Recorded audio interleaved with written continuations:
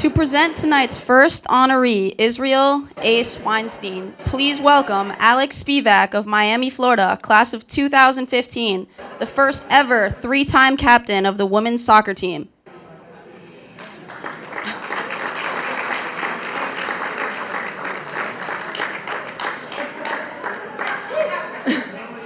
Tonight's Hall of Fame ceremony is sponsored by the Friends of Brandeis Athletics. Our first inductee, Israel Ace Weinstein, was one of the original Friends of Brandeis Athletics. A native of Philadelphia who lived in New Jersey, Ace never finished his own college degree, but he went on to help many others achieve their educational goals. He invested in Camp Echo Lark in Pennsylvania and made his money after discovering 1940s movie star Mario Lanza in Philadelphia. Ace used his good fortune to help those who needed the extra push to attend college, especially athletes and especially to Brandeis. Ace wasn't interested in seeing his own name on buildings, so he provided a personal touch to help Brandeis student athletes by driving them to Waltham to visit the campus, by introducing them to the athletic director, Benny Friedman, by employing them over the summer at his camp, by purchasing uniforms and warm-ups, and by bringing along the parents of those that he had helped to watch basketball and football games. One place you could find Ace's name was on the first basketball team MVP awards.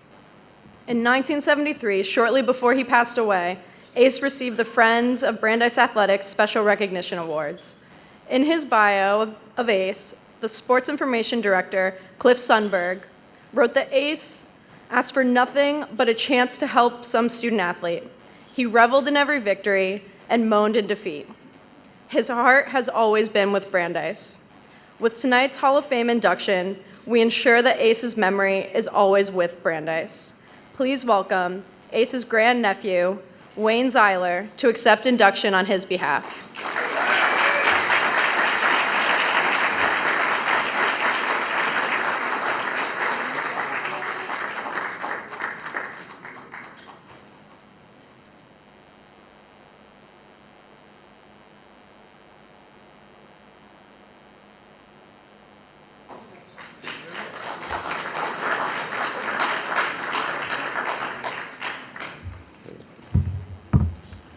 Wow.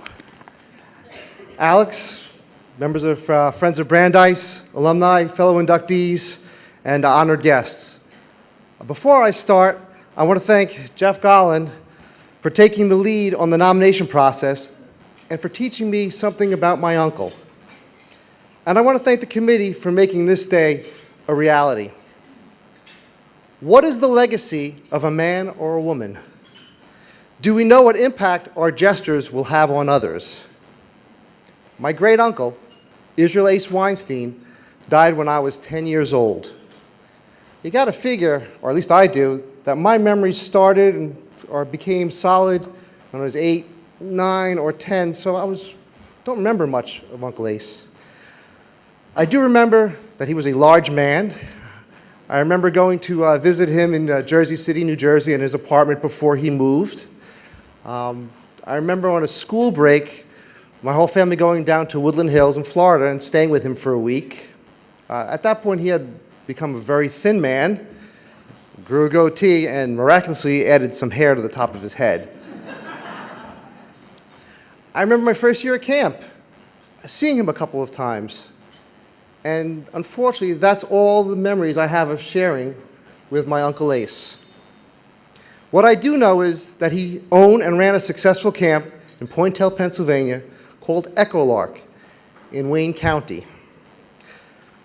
I went there as a camper, and even after he passed away and the camp changed hands, I stayed as a camper, eventually becoming a counselor, and I had been at Echo Lark for 14 and a half summers.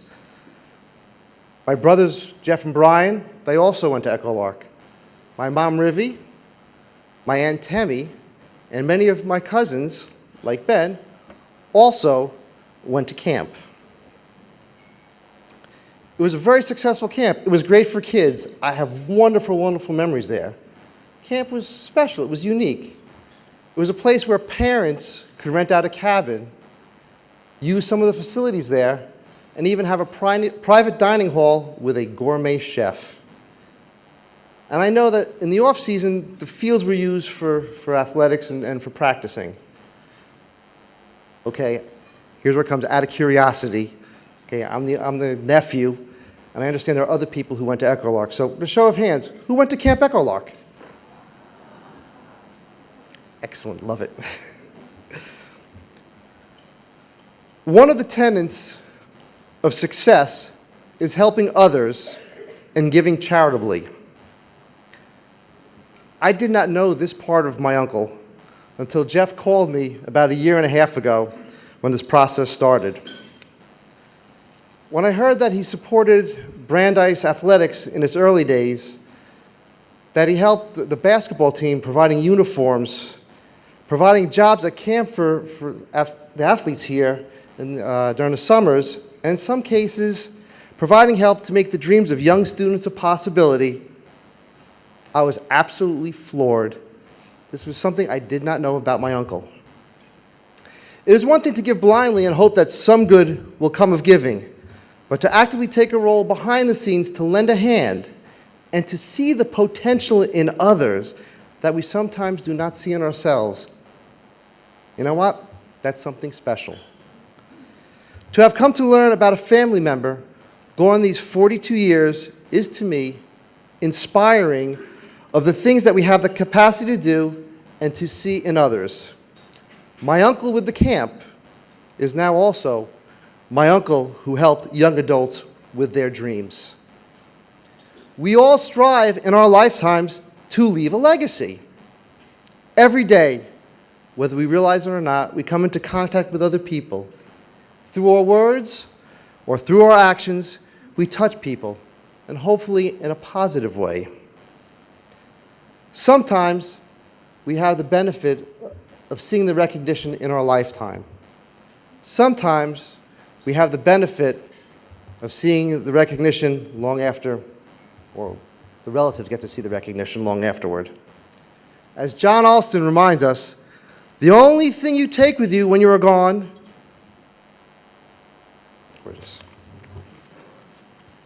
is what you leave behind. I am glad, I am honored, I am excited, and I am inspired by the legacy Uncle Ace left behind. We can, we should, and it is important that we all do great things with our lives to build our own legacies for the future. Thank you very much.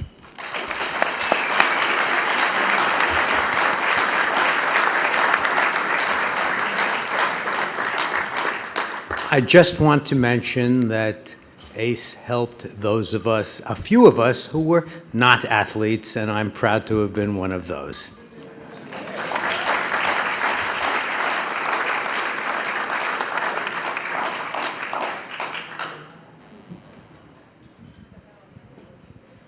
Our next presenter is Liam O'Connor of Avon, Connecticut, and Brandeis class of 2016 and the 2013 University Athletic Association Baseball Rookie of the Year to introduce Nelson Figueroa, 98.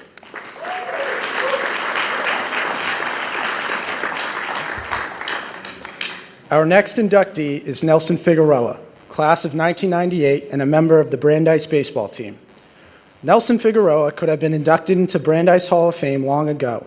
His accomplishments for Coach Pete Varney's judges were a 13-10 record with a 3.68 ERA and a trip to the NCAA tournament as a freshman.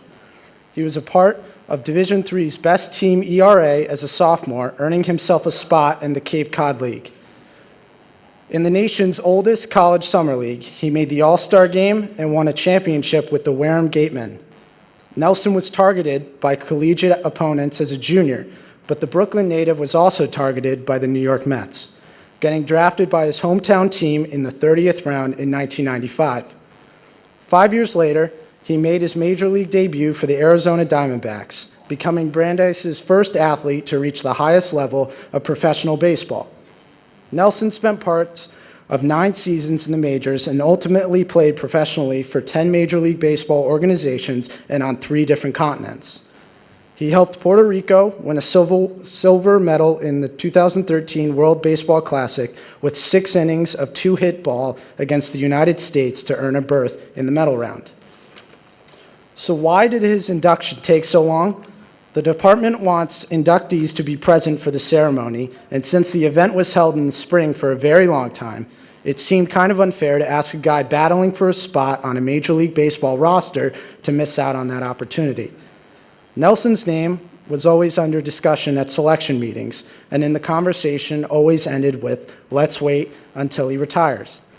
After 18 years as a professional baseball player, he was able to take a day off from his job as a broadcaster for the New York Mets, and it is finally time to add his name to the Brandeis Athletics Hall of Fame. Ladies and gentlemen, Nelson Figueroa.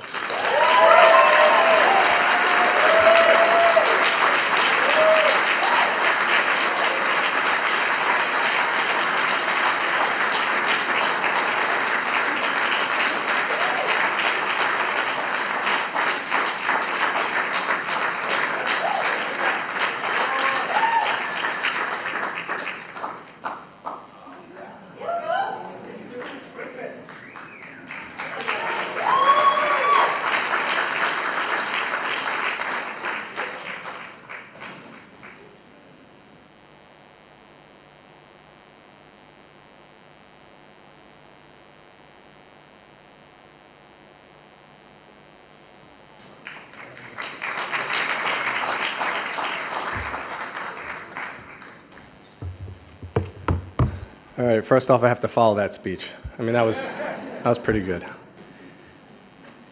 So because my wife didn't think I wrote a speech, this is for you. First of all, thank you to all in attendance here today. Congratulations to all the other inductees, very deserving, and we are together forever as the class of 2015 in this Hall of Fame.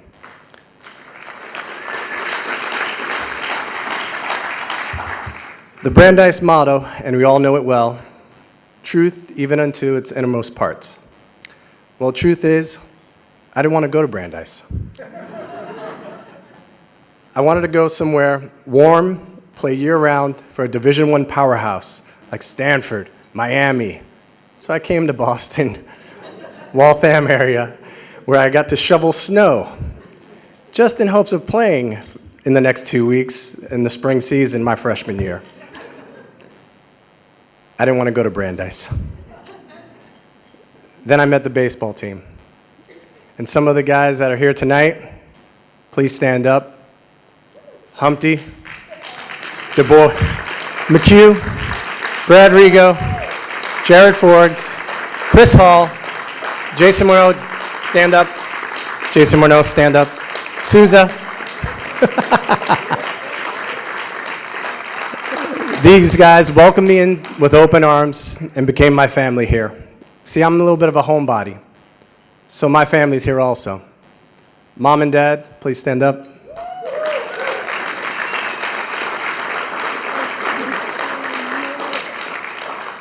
All they ever wanted was for me to have a chance, graduate high school. My mom had me when she was 17, my dad was only 20, and they wanted me to be the first to graduate from high school. I did that. Then I had a chance to come to Brandeis, and they pushed me that direction. So thank you.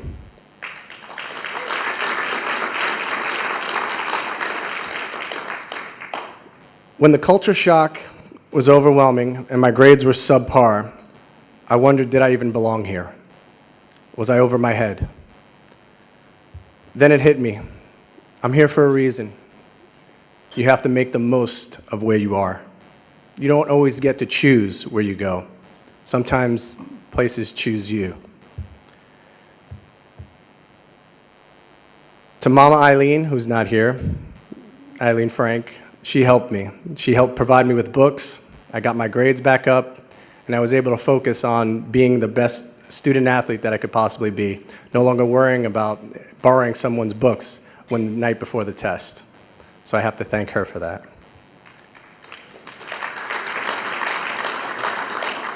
The upperclassmen, they challenged me right from the very go. Here I was, 120, oh, here it is. 140. That's what Coach used to say. 128 pounds of raging Puerto Rican here at Brandeis University, trying to fit in, trying to find myself. And I found a tremendous group of friends off the field. Susie, please stand up. Sujan Talukdar, Amy Rosenberg, Sarah, Alexa, Aaron Frank, Bull, or Dave. These people took me in also as their family. They helped me keep that balance between being an athlete and being a student, and I thank you for that.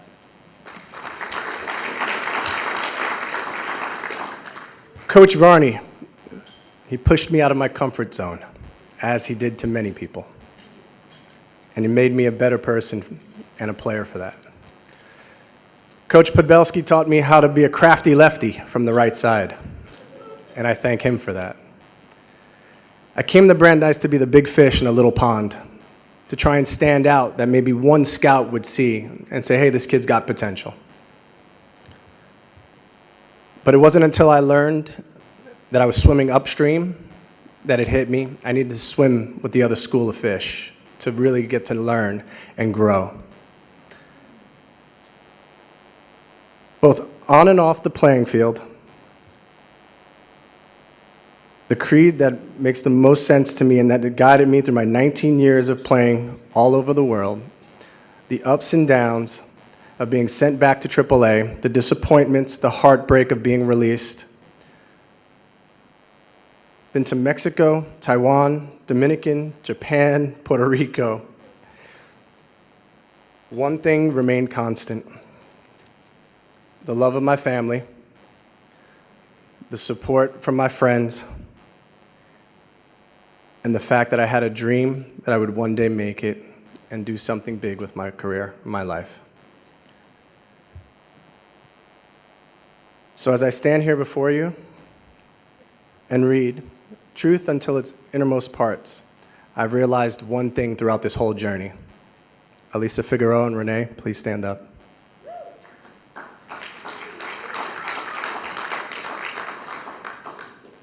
going to try and make it through this. For over 20 years, we met here. We have grown from friends to a couple, to Mr. and Mrs., to mom and dad. Through my whole career, you have allowed me to focus on doing what I love all over the world, nearly year-round, sacrificing your own goals and needs to keep our family somewhat stable. As I said thousands of times before, Renee, give your mother a hug and kiss from me.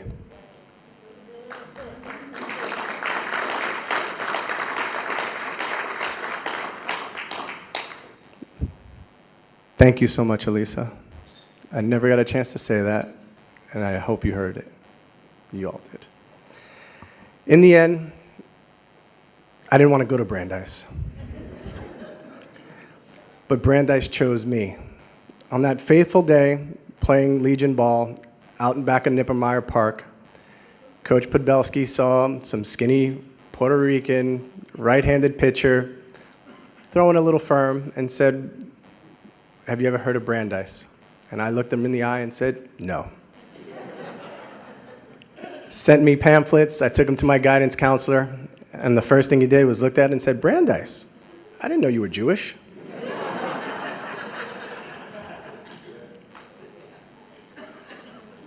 But once I got here, once I met friends that last a lifetime, teammates who still know they're my favorite teammates, I never wanted to leave. And now with this induction, I never will. Thank you.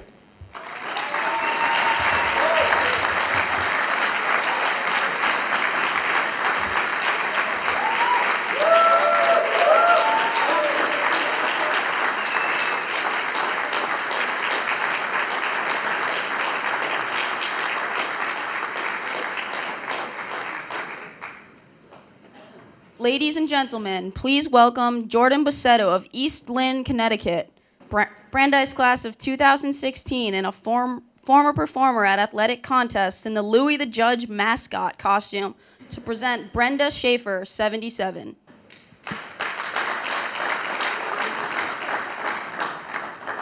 Our next inductee this evening is Brenda Schafer, class of 1977 and a member of the women's tennis team.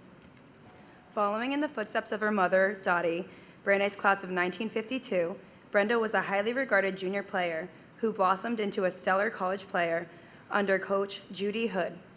In 4 years for the judges, the Weston, Massachusetts native lost only 3 times in 35 collegiate matches. She was the team's #1 player for all 4 years, culminating with the 1976 New England Championship against competitors from Division I, II, and III. Brenda reached the finals, but lost the first set against crosstown rival Sally Rickson of Bentley, 6-4.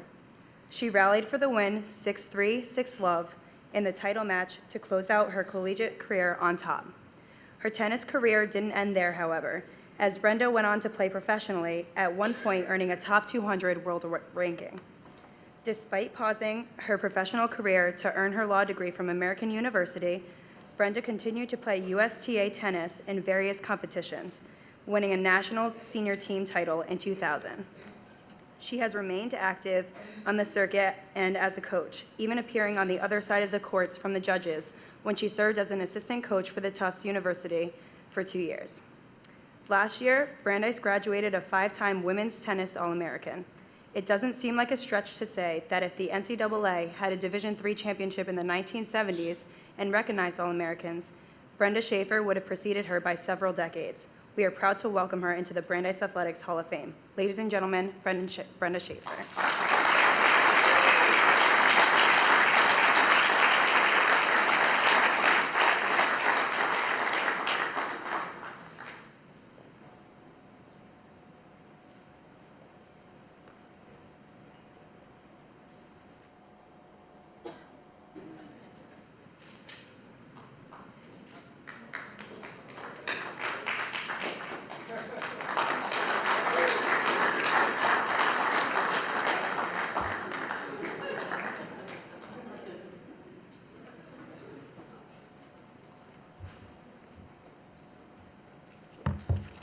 No laughing.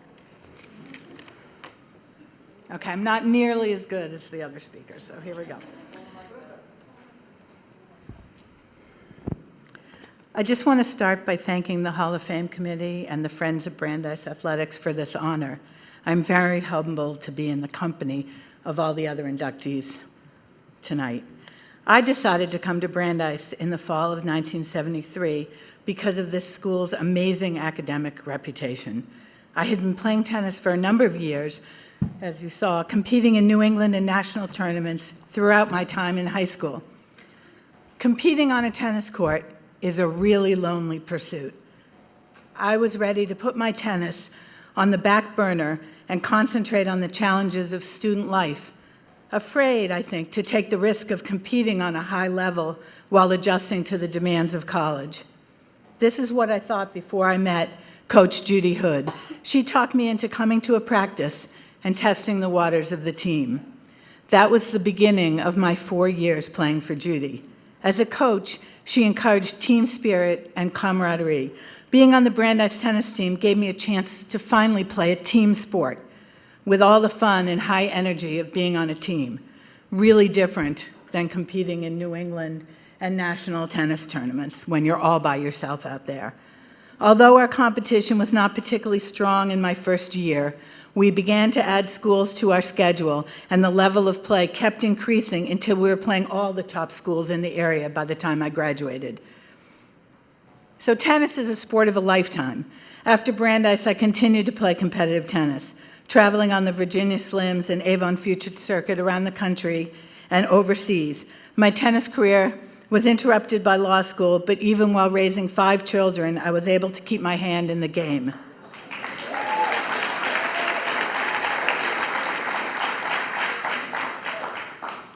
As my children grew, I began to coach, teaching adults and children.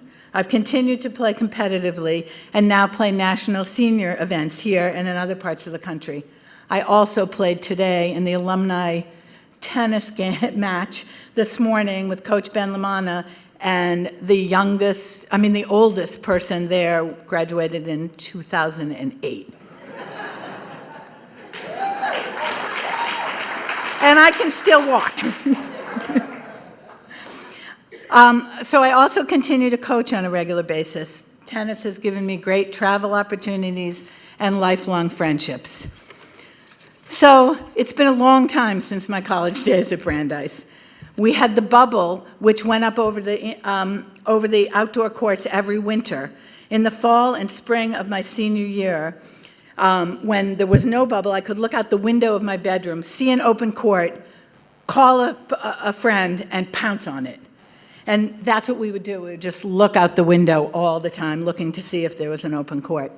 And then in the winter, we had the bubble over the courts, and they let the players play free from 11 p.m. to 1 a.m. We did that. We would take a little nap, wake up, play tennis, and then not be able to go back to sleep. So now, Brandeis amazingly boasts 12 outdoor courts, 3 indoor courts, with workout facilities that we couldn't have dreamed about back then. I'm actually envious of the strength and conditioning and yoga coaches on hand for the student athletes today, what we would have done to have that kind of things available back then. And now, Brandeis can boast 6 years in a row of nationally ranked tennis with 6 All-American selections. This is phenomenal.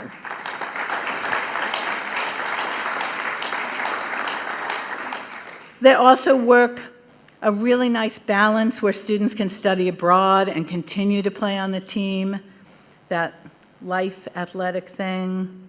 The athletic department has support from the administration, and Brandeis athletes have really positive things to say about the program. And also, Brandeis is really proud of 2 recent graduates who have become college tennis coaches. So before I finish, I just want to thank my parents for starting me on the journey with this wonderful sport. I did try to rebel after my first serious lesson. The coach was not known for positive reinforcement. Seriously, he asked if I had a disease in my right arm. And why was I so clumsy? So after a little time crying in the bathroom,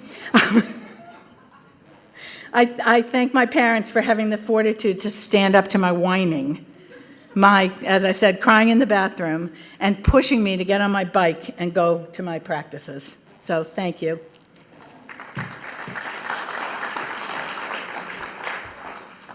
I also want to thank my husband, Jeremy Harrison, and 2 out of 5 of my children who are here tonight. My kids were mostly kind to their dad, when I went out on all my tennis tournaments and practice sessions. And my husband's a big sport for putting up with my passion. And it's a lot to understand this passion, because that's what it is. So thank you very much for this honor.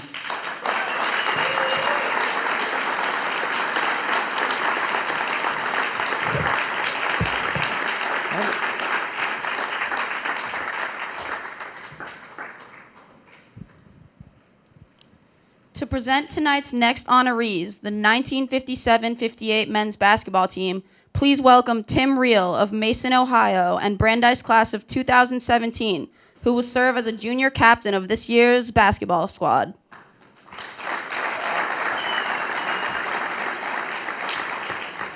I'm here to introduce our final inductees, the 1957-1958 men's basketball team. The ultimate goal for any college team is reaching the NCAA tournament. The 1957-1958 men's basketball team was the first ever squad to earn that right.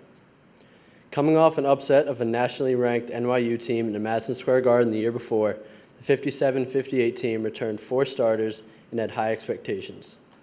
With a record of 17-3 in the regular season, the judges put together a 9-1 record at home and at one point won 10 straight games. The team boasted senior center Rudy Finderson, who averaged 25 points and 13 rebounds a game that season.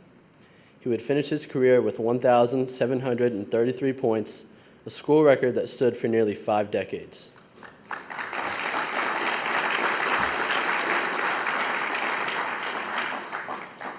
Junior Mike Kirsch just missed averaging a double-double with 10.6 points and 9.3 rebounds per game. Seniors Robert Osterberg and Hubie LeBlanc anchored the backcourt. But it wasn't the strength of the individuals that made this team great. It was the way they came together under Harry Stein. With smaller players, Stein called their style of play fire horse basketball, focusing on the fast break. They needed that style because playing in New England meant not shying away from larger opponents. The judges played against several schools that are now powerhouse teams. They defeated teams from Maine, UMass, and BU, and a Providence team that featured Pro Basketball Hall of Fame player and coach Lenny Wilkins. Though they lost a couple of games late in the season to a couple of other large schools, the team was awarded the inaugural ECAC Cup as the best small college team in the East, and they are part of the United Press Board of Coaches' top 20 small colleges. The record was enough to earn the first ever tournament appearance in the NCAA Small College Tournament. Down a couple of players because of injury, the team got upset at home in their opener, but bounced back to win a consolation game by 2 points and end their season with an 18-4 record. The 1957-1958 team was the first basketball team to compete in the NCAA tournament, and my teammates and I are hoping to follow in their footsteps. It's my pleasure to welcome the members of the 1957-58 men's basketball team to be inducted into the Brandeis Hall of Fame.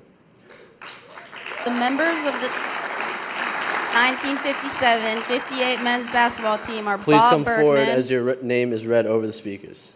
Bob Berkman, Rudy Finderson, Bob Fowler, Jim Goldman, Ed Good, Mickey Kirsch, Bob Peretti, Jerry Schwartz, Dave Walker, and unable to join us this evening were Robert Osterberg and Bernie Sidman. Finally, we also recognize those members who have passed away. The late Marty Aronow, represented by his wife Sylvia, the late Marty Ellis, represented by his wife Marcia and daughter Kara, the late Hubie LeBlanc, represented by his sons Greg and John, the late Harry Stein, head coach, represented by his son Bobby, the late E.A. Foxy Flumer, assistant coach.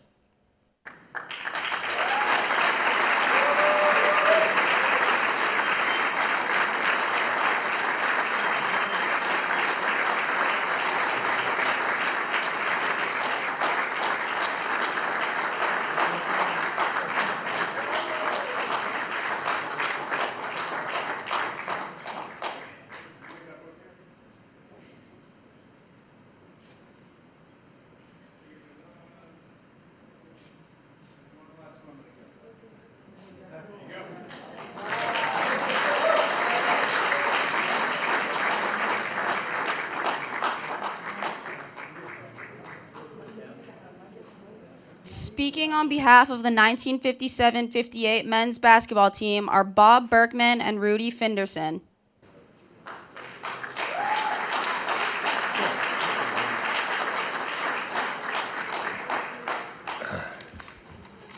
I think I'm going to start reading this speech that's left here. First of all, I want to thank Tim for that great introduction. It's really outstanding to see participants in the current program connect to the history and tradition of Brandeis basketball. So that was really a special connection that we felt from you. Also, I was talking about tradition and history. We've had a chance to meet, talk to, observe games coached by Coach Brian Meehan. And I'd like everybody to know that the program is in really good hands.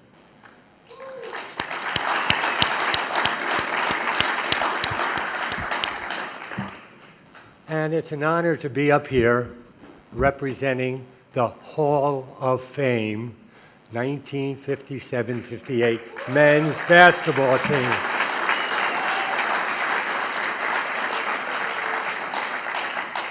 I'd like to take a few moments to recognize and honor the players who contributed greatly to what was achieved but are no longer with us. Coach Harry Stein, Coach Foxy Flumier, Marty Ellis, Marty Aronow, and Yubi LeBlanc.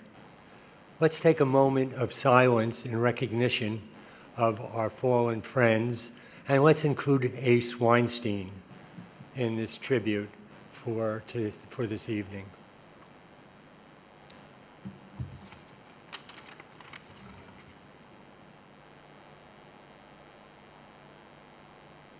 Thank you. Two of our teammates couldn't make it this evening, Robert Osterberg, who was the team captain, and Bernie Sidman, who was a player on the team, and we miss having them both here. Some of you might have noticed something about the people who were standing up here. Beside being exceedingly good-looking, don't yell out what you noticed, please. They're tall, and we're pretty old, actually. In fact, some of us have parts that are starting to wear out, that have been replaced or on the process of being replaced. Some of us go to the drugstore and walk in, and the pharmacist knows us by our first names. Some of us are in one room and we go to get something out of the next room, and by the time we walk over to the next room, we forgot what we went there for. Now, don't laugh too much, because it's coming on you, too. But I'll tell you one thing, there are some things we will never forget. What we'll never forget is Coach Stein, Coach Flumier, Marty Aronow, Marty Ellis, and Yubi LeBlanc. They will be with us forever. There are other things that we won't forget. For example, there was an event that Tim mentioned that was an idea that something special was happening at Brandeis University, and that was our game against NYU. It was at the Garden, which was the mecca of basketball in the U.S. at that time, probably still is. And NYU was a nationally known and ranked team and had a star by the name of Cal Ramsey, who was an All-American, and he was a horse. He was a very tough player. Just a quick side note, the freshmen were not eligible that year. This was the year before the 57-58 team. So freshmen weren't eligible, but a lot of us were going to the game. We came across, went to New York to the game, and we decided that we never saw this team play on television. So instead of going into the Garden, we decided we were going to go to a bar, set up a couple, and watch the team on TV. Well, we got off to a very, very slow start. And after we were down by 8 or 10 points, we all decided that we can't stay here. They need us. So we jumped across the street, went into the Garden. By the time we sat down, the team had started to rally, and they finally ended up beating NYU, which was a historic event for us.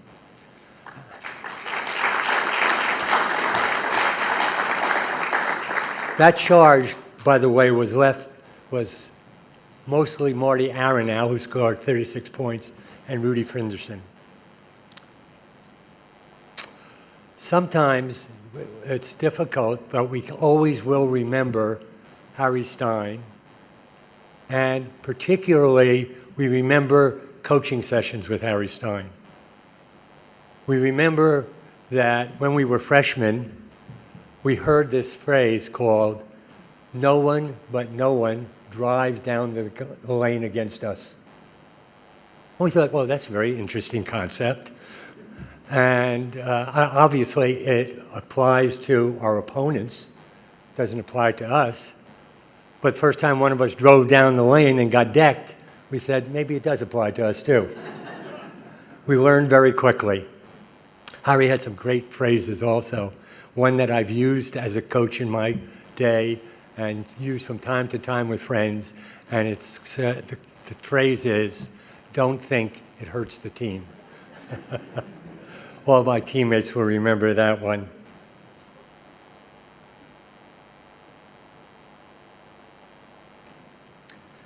Also, Harry had some unique coaching philosophies. One of the things that was the hallmark of this team was a fast break offense.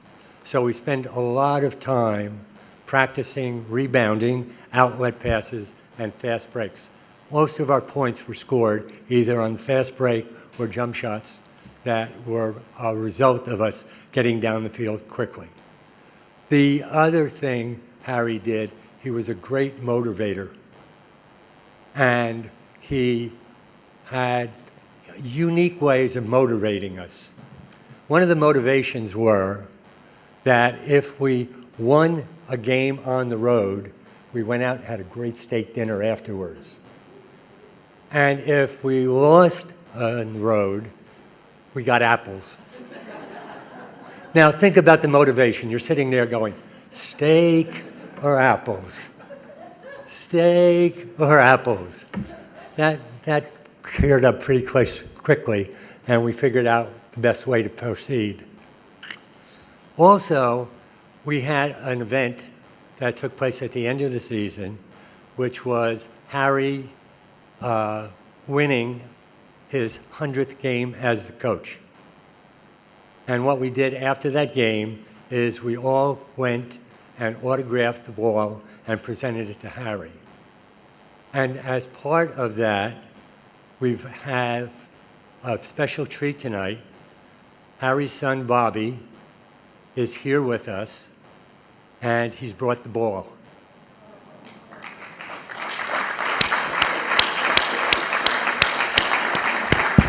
You hold it up.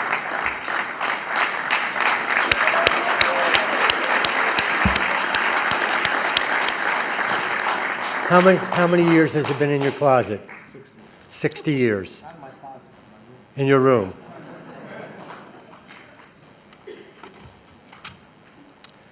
Other things we don't forget. We don't forget the excitement we had when it was announced we were going to the NCAAs. And listening to it as a statistic doesn't really portray the sense of accomplishment and achievement that we all felt when that announcement was made. And all of us feel close to that. In fact, this is a bronze medal that was presented to us as the third place winners of the NCAA regional round.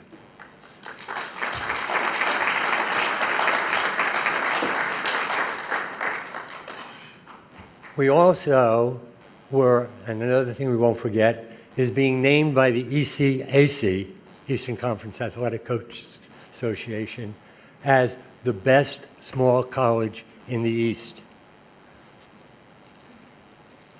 Now, you see this whole thing? That's a basketball. Now, not only was it probably a small college, but it was small budget. Because this is the prizes that we got for that.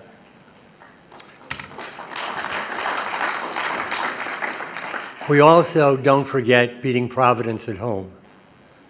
That was a gigantic win for us.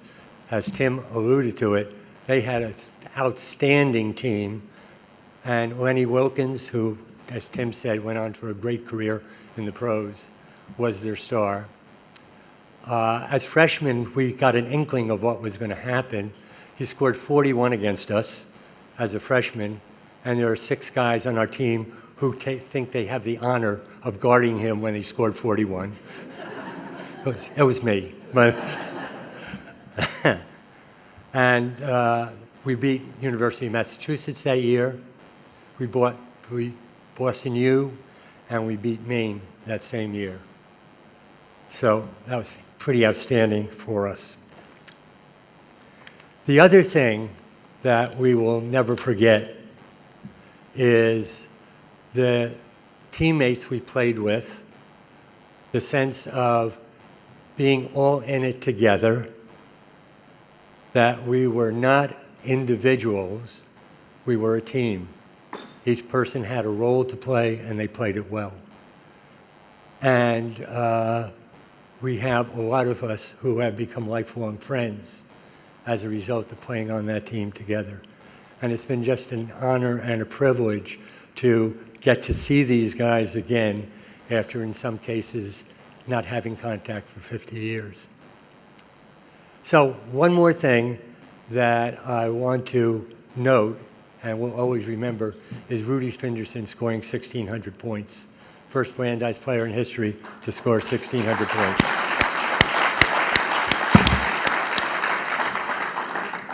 And I'd like to ask Rudy to come up now and share some thoughts with us.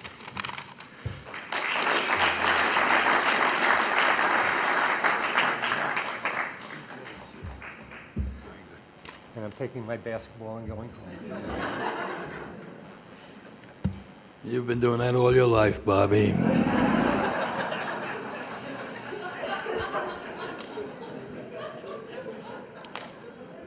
When I came in here this evening, some individual I didn't know said, "Are you still playing basketball?" I said, "No." And the individual said, "Why not?" So I thought I had better give him an explanation. So I told him, the jump is gone out of the jump shot. The hook shot is faded away. The rebounds have gone higher. And I still haven't learned how to pass a basketball.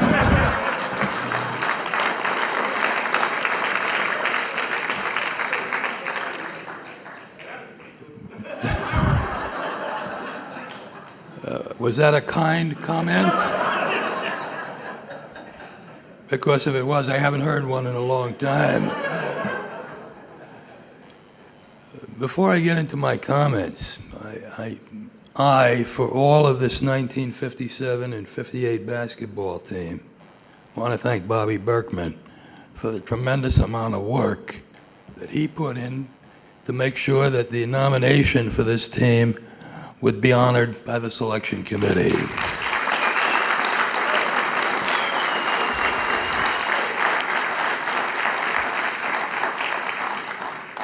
We sincerely mean that, Bobby.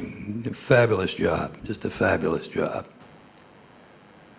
I want to thank the FOBA and the selection committee for honoring our team to be placed in the Athletic Hall of Fame. The only question I have is, what took you so long?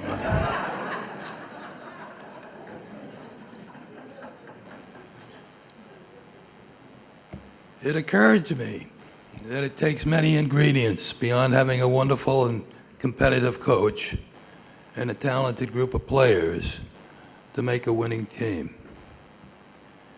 We were very fortunate. We had a legendary athletic director, Benny Friedman.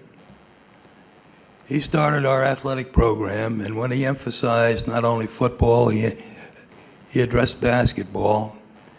And he said, we can be a very successful basketball program in our early years. Not only can we be competitive, we could be winning, and we could take on all comers. And as it has been alluded earlier, we did do that. You know, we played the Villanovas, we played the LaSalles, we played DePaul, we played a lot of teams that today are considered Division I, and we were quote-unquote small college. Beyond our athletic director, we had contributors. And this evening, Ace Weinstein has been honored for his contributions to the athletic program and specifically to basketball. The uniforms that are on the picture that we are honored with from Ace. Many of our meals when we're on the road were sponsored through Ace.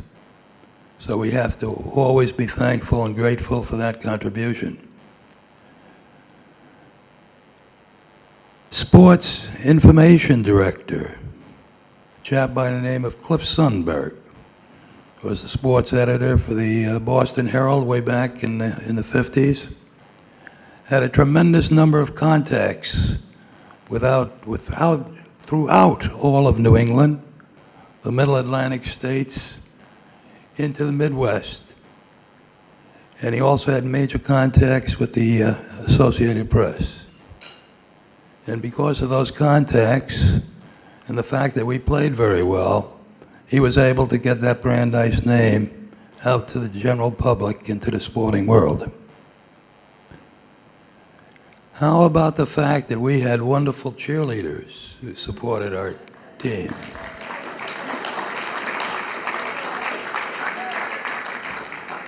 Now, that oft-times got me in trouble because I was watching them when I was supposed to be watching and playing ball. However, we're very, very pleased for this evening to have Sylvia Aronow. Please stand up. She was one of the members of that 57-58 team.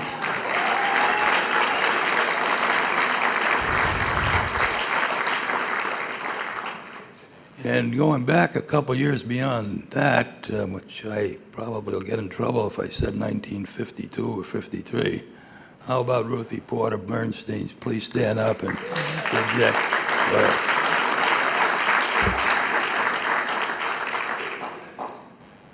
We had wonderful crowds that came to our Shap Athletic Center to watch us play. Oftentimes, full house. We had a student body that really supported us. And remember, in 1956, 57, and 58, if we had 1,200 students here, we had a lot of students. So when we could fill out the Shap Center, as we called it, that was a great support from our kids and our student body. So we will forever be grateful for them. Now, addressing a little bit the scheme that put us together. Can you hear me all right? Am I okay? Coming through all right? Our coach, Harry Stein, and the X's and O's that he put together for us, he principally got from a chap by the name of Red Auerbach. And the X's and O's that provided us our offense made us one of the most exciting basketball teams in New England. And then, maybe a little bit even more importantly, the fact that he was building men, and he had life lessons that he was going to teach. And from that, I would describe his mindset and his mentality to be that of a similar person like John Wooden. And so we were brought up to be men from being boys. Now, having said those things, what about the program that he put together? It was built on discipline. It was built on respect. And I mean respect. You respected yourself. You respected your teammates. You respected the opposition. And believe it or not, you're even supposed to respect the officials. Now, Harry sometimes, I think, forgot what he was teaching us. Responsibility.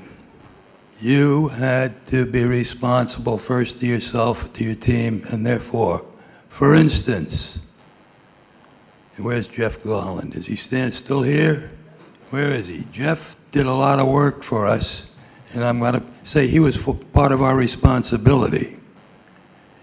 If we were to leave at 4 o'clock in the afternoon or go on a travel trip, you damn well better have been in that bus. And on that bus, you better have your uniform, your sneakers, and your jock strap. If you were not getting on the bus at 4 o'clock, the bus would leave without you. And he left players behind, unfortunately, who did not get the message. In fact, 2 years earlier, we left 2 players in Chicago because they weren't there to catch the plane. I shuddered and I said, I don't ever think I want to have that happen to me because I don't have the money for the airline's ticket. So responsibility played a big part. Above and beyond that, how about some things like building confidence and self-esteem?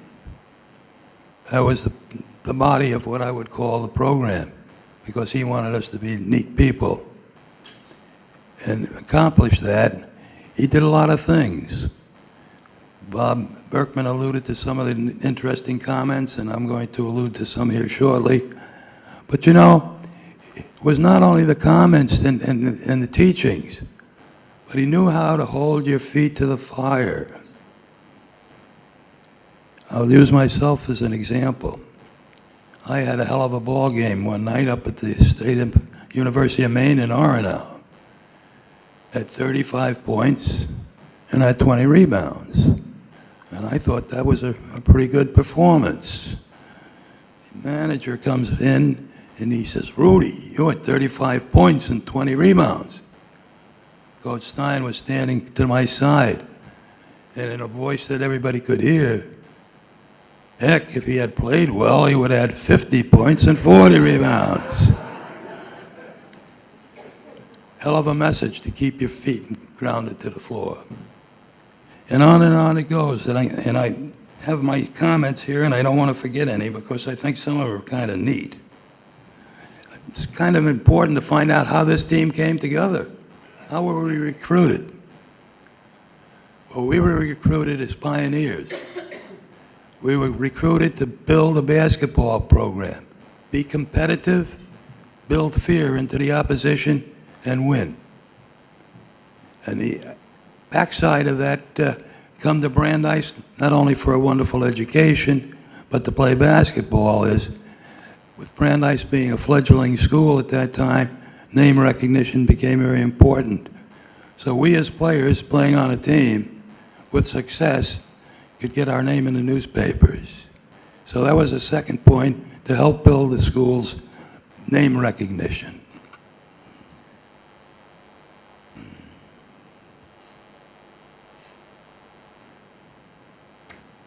Bobby Berkman alluded to our style of play. Well, I want to tell you something. We were a fast-breaking team. We were exciting to watch. And I'll tell you, if you were not in shape, you couldn't stand what we went through before the season started by running down to Norm Beager Park and coming back.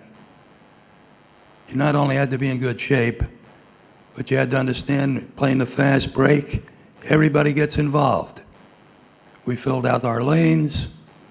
We basically didn't matter who was going to get in those lanes, it depended on what was happening in the game at the time. So our ball players had to learn and understand that fast break in its entirety.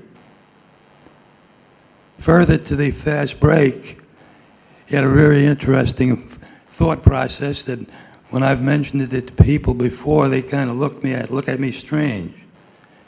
The individual I spoke to said, "Gee, how did you use your fast break against the zone?" Well, Harry's theory was very simple. And if you think about it, it's pretty simple too.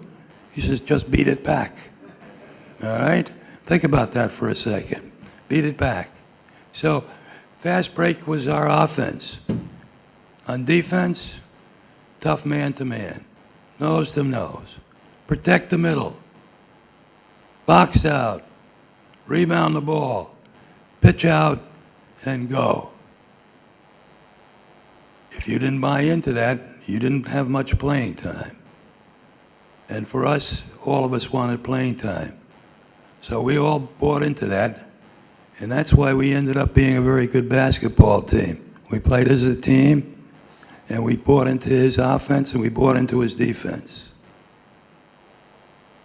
Now for Harry Stein himself, one-of-a-kind person. This school, in the decade of the 50s, Gesundheit. We had this gentleman not only as our basketball coach and a mentor, he was a gentleman. And throughout being a gentleman, we learned a lot about him. Family man, an individual who loved to have a smile and a laugh. And when we were doing well, and I guess you can't say that in this day and age anymore, Harry'd have a cigar, much like Red Auerbach after a win. But Harry was a one-of-a-kind person, built a program because he loved the kids that played for him. And not only was he a lovable and laughable individual for comments that the newspapers ultimately printed. But how about his lexicon of terms and his superlatives? I think he was a language arts instructor. Add to his coaching. How about a lexicon of terms that when you challenged him on some subject, he basically said, I may not always be right, but I'm never wrong. On idiosyncrasies, he'd say, you have your idiosyncrasies, I have my idiosyncrasies. But as long as I'm the coach, you're going to have to put up with my idiosyncrasies. I don't necessarily have to put up with yours. Good lesson to learn. I've used it the rest of my life. And I damn well have idiosyncrasies. Now, having said that, how about experlatives? Oh boy, you should have been sent to some of our halftime sessions, particularly those when we weren't playing very well. Harry had some great lines. And one that I particularly remember was, we came in at halftime, we're getting beat pretty badly, and he was truly pissed with us. And one of our players says to the manager, where are the oranges? Where are the oranges? Harry came in and he heard that and he said, oranges? Oranges? The way you're playing, I wouldn't give you a horse shit. Guess what? We played pretty well in the second half. But that's, some of the great lines that our coach passed on to us. So what did we have to do here? We had to buy in. We did that. And Bobby did a beautiful job of demonstrating and illustrating that we all did that. So I'm not going to spend a lot of time doing that. So I think I'm going to drift to the end of my comments. And I'm going to drift to our accomplishments for a moment. Our winning record stands for itself. The first-time achievements that we enjoyed and had and presented to the school, including being the best team in the East. How about the fact, because we did buy into the program, we not only built the program, but we put fear into the opposition. Our senior year, my senior year, 58, we were supposed to have a 23-game schedule. We ended up with a 20-game regular schedule. And I think that the three teams that we were supposed to play and didn't play, it was a tribute to us because they would not play us. Rhode Island, Harvard, Holy Cross. I think that might have been the biggest tribute our team could have because they said it at Rhode Island, they said at Harvard, we'll play in the future. I gather they didn't want to play against us. And Holy Cross basically said, gee, we don't want to ever play you, but you can scrimmage against us. So that was a fantastic tribute for the program. And how about its name recognition? Name recognition. Newspaper articles up and down from Maine to Florida. Wire press releases throughout the country. The Brandeis name definitely was featured because of the play of the 57-58 basketball team. So we certainly honored that objective in a big way, in a great big way. And how about building men out of boys? In this room you have doctors, lawyers, educators, business executives, entrepreneurs. The only thing we never developed was a candlestick maker. I'm making a point that we represented the school very well in an honorable fashion, and that respect is one that we earned because we were the type of team we are. In closing, I would vouch it to the school and to FOBA. There's one other honor that this team should receive.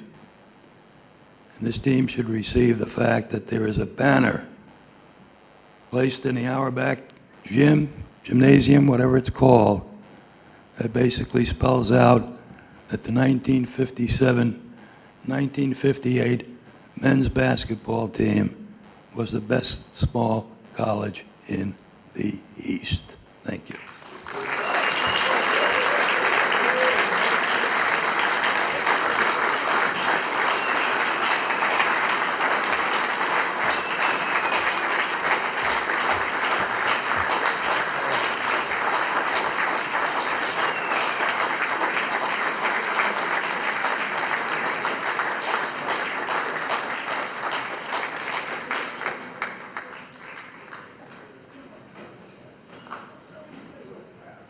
Ladies and gentlemen, please welcome Friends of Brandeis Athletics President Jessica Bergman, class of 1991. Wow, what a night. I'm like emotionally drained. It was really sensational to hear the stories, a lot of laughs, some tears. It's really amazing. I come to these events, and especially homecoming weekend, and I'm always excited to come, but when I leave, I'm so inspired to go back and do more for Brandeis Athletics and to see teammates again and to reconnect with athletes. And it's just really inspiring and makes me happy to go back and do more for the rest of the year. One of the great things I get to do as FOBA president is to sit on the nominating committee. And I've only done a few, but if any of you have ever done nominating committee sort of meetings, you know that they're not usually short. So before we came together this year back in May, I make sure that I was well fed and I had energy, because it's usually a bit of a battle. We go in, there's a lot of great names on the list. And we go through them, and while everyone's deserving to hear, all the names and the stats and all the great things that go along with it, this was the fastest nominating committee meeting we have ever had. I couldn't believe how quickly it went. Like I said, there's a lot of great nominees, but the inductees to us were so obvious and so well-deserving and so well-timed that we looked at each other, the 7 or 8 of us, and we said, "Are we actually done?" We looked at Cheryl. I said, "Is there more to this, or was it that easy?" Because this was great, and I'm really so pleased and so honored to be a part of it. Listening to the stories are just it reminds me so much that this is why I love coming back, and I hope you do too. Welcome home. Welcome back. Congratulations to the inductees. This was a great night. I always look forward to it, but I always leave more inspired and so excited for the next one. I'd like to invite all of you. We're having a tent gathering down at the soccer fields, Zero Class reunion sponsored. We'd love to have each and every one of you come down, see fellow athletes, some alum, current students. It's a really great time. And I hope you can join us. And thank you all. Congratulations to all of you. Well deserved. And enjoy the rest of your evening. Thank you so much.